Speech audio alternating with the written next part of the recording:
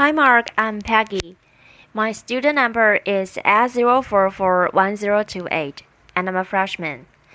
Kristen Sung Kim, The Enchanting Music of Sign Language. Piano, P, is my very musical symbol. It means to play softly.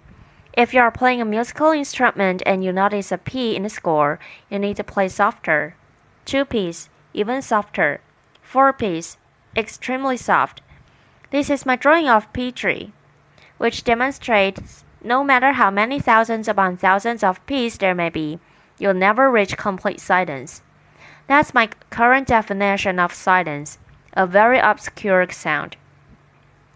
I'd like to share a little bit about the history of American Sign Language, ASL, plus a bit of my own background. French Sign Language was brought to America during the early 1800s, and as time went by, mixed with local signs, it evolved into a language we know today as ASL. So it has a history of about 200 years.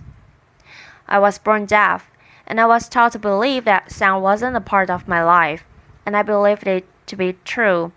Yet, I realize now that that wasn't the case at all. Sound was very much a part of my life, really, on my mind every day. As a deaf person living in a world of sound, it is as if I was living in a foreign country, blindly following its rules, costumes, behaviors, and norms without ever questioning them. So how is it that I understand sound? Well, I watch how people behave and respond to sound. You people are like my loudspeakers and amplify sound. I learned and mirror that behavior. At the same time, I've learned that I create sound, and I've seen how people respond to me. Thus, I've learned, for example, don't slam the door. Don't make too much noise when you're eating from the potato chip bag.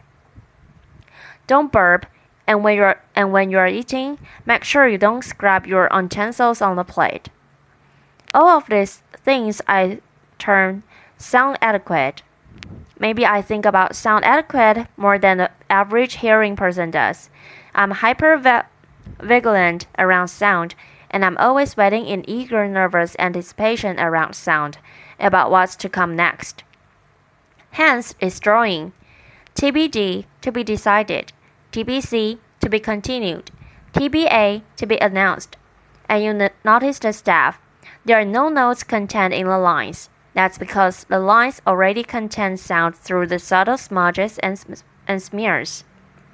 In deaf culture, movement is equivalent to sound. This is a sign for staff in ASL.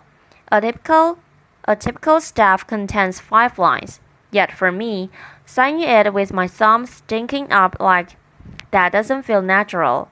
That's why you'll notice in my drawings, I stick to 4 lines on paper. In the year 2008, I had an opportunity to travel to Berlin, Germany, for an artist residency there. Prior to this time, I had been working as a painter. During this summer, I visited different museums and gallery spaces, and as I went from one place to the next, I noticed there was no visual art there. At that time, sound was trending, and it struck me. There was no visual art. Everything was auditory. Now sound has come into my art territory. Is it going to further distance me from art? I realize that doesn't have to be the case at all. I actually know sound. I know it so well that it doesn't have to be something just experienced through the ears. It could be felt tactually, or experienced as a visual, or even as an idea. So I decided to reclaim ownership of sound and to put it into my art practice. And everything that I had been taught regarding sound, I decided to do away with the unlearn. I started creating a new body of work, and when I presented this to the art community, I was blown away with the amount of support and attention I received. I realized sound is like money, power, control, social currency. In the back of my mind, I've always felt that sound was your thing, a hearing person's thing. And sound is so powerful that it could either disempower me and my artwork, or it could empower me. I chose to be empowered. There's a massive culture around spoken language, and just because I don't use my literal voice to communicate, in society's eyes, it's as if I don't have a voice at all. So I need to work with individuals who can support me as an equal and become my voice. And that way, I'm able to maintain relevancy in society today. So at school, at work, and institutions, I work with many different ASL interpreters, and their voice becomes my voice and identity. They help me to be heard, and their voices have value and currency. Ironically, by borrowing all their voices, I'm able to maintain a temporary form of currency, kind of like taking out a loan with a very high interest rate. If I didn't continue this practice, I feel that I could just fade off into oblivion and not maintain any form of social currency. So with sound as my new art medium, I delved into the world of music, and I was surprised to see the similarities between music and ASL.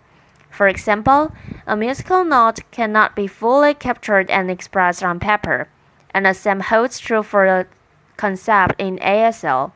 They are both highly spatial and highly inflected, meaning that subtle changes can affect the entire meaning of both signs and sounds. I'd like to share with you a piano metaphor to have you have a better understanding of how ASL works. So, envision a piano. As ASL is broken down into many different grammatical parameters. If you assign a different parameter to each finger as you play the piano, such as facial expression, body movement, speed, hand shape, and so on, as you play the piano, English is a linear language, as if one key is being pressed at a time. However, ASL is more like a chart. All 10 fingers need to come down simultaneously to express a clear concept or idea in ASL. If just one of those keys were to change the chord, it would create a completely different meaning. The same applies to music in regards to pitch, tone, and volume. In ASL, by playing around with these different grammatical parameters, you can express different ideas. For example, take a sign to look at. This is a sign to look at.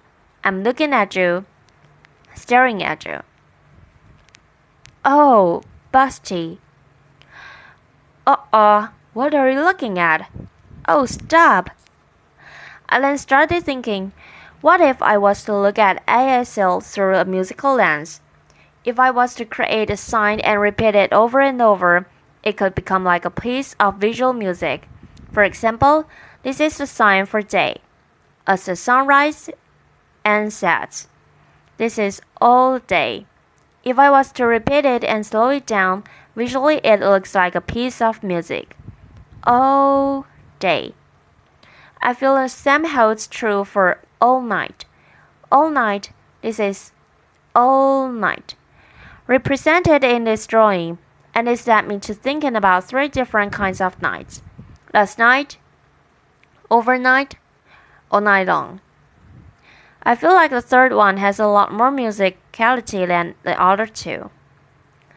This represents how time is expressed in ASL and how the distance from your body can express the changes in time.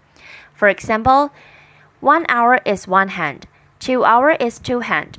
Present tense happens close at and in front of the body. Future is in front of the body and the past is to your back. So the first example is a long time ago.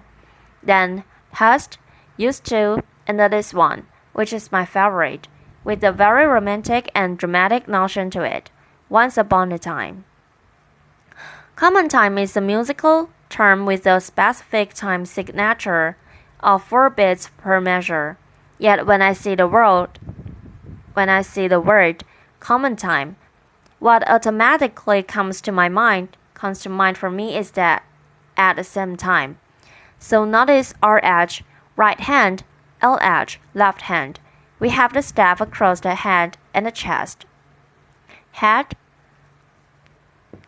common time, chest. I'm now going to demonstrate a hand shape called the flush claw. Can you please follow along with me? Everybody hands up. Now we're going to do it with both the head and the chest, kind of looking common time or at the same time. Yes, got it? That means to fall in love in International Sign Language. International Sign Language, as a nod, is a visual tool to help communicate across cultures and sign languages around the world. The second one I'd like to demonstrate is this. Please follow along with me again. And now this is colonization in ASL. Now the third, please follow along again and again. This is enlightenment in ASL. So let's do all three together. Fall in love, colonization, and enlightenment. Good job, everyone. Notice how all three signs are very similar. They all happened at the head and the chest, but they convey quite different meanings. So it's amazing to see how ASL is alive and thriving, just like music is. However, in this day and age, we live in a very audio-centric world, and just because ASL has no sound to it, it automatically holds no social currency. We need to start thinking harder about what defines social currency and allow ASL to develop its own form of currency without sound. And this could possibly be a step to lead to a more inclusive society. And maybe people will understand that you don't need to be a deaf to learn ASL, nor do you have to be hearing to learn music. ASL is such a rich treasure that I like you to have the same experience, and I'd like to invite you to open your ears, to open your eyes, take part in our culture and experience our visual language. And you never know, you might just fall in love with us. Thank you. Hey, that's me.